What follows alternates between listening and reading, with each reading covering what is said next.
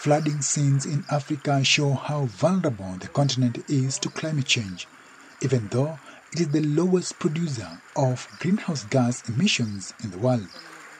To cope with such disasters, the Africa Union is setting up a centralized monitoring and early warning system for the continent.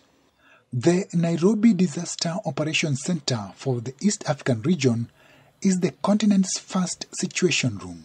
Council of the Ministers with the member states sat and said we need to have a disaster operations center based in Nairobi, which will focus mainly on early warning systems.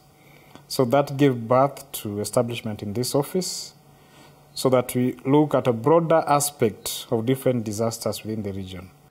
The center, located at the IGAD Climate Prediction and Applications Center, uses the East Africa Hazards Watch. It's a system developed by the center for collecting and sharing multi-hazard data with the respective member countries. The system works automatically so that it ingests in the data set. Algorithm is set within the cluster. We have a supercomputing system within IGPAC. So there's less human attachment to it. It's also near real time, so it's every 10 days. The update itself and we see the conditions of drought. The center, which opened in October, is to provide climate information and early warnings to 11 East African countries.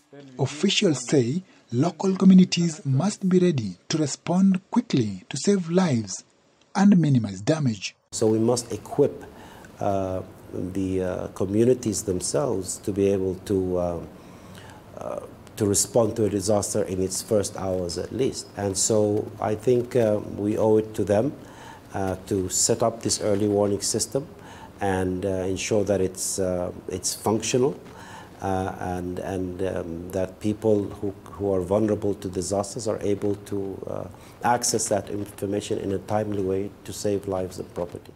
As Africa experiences more extreme weather, officials say early warnings and early action will help limit its impact.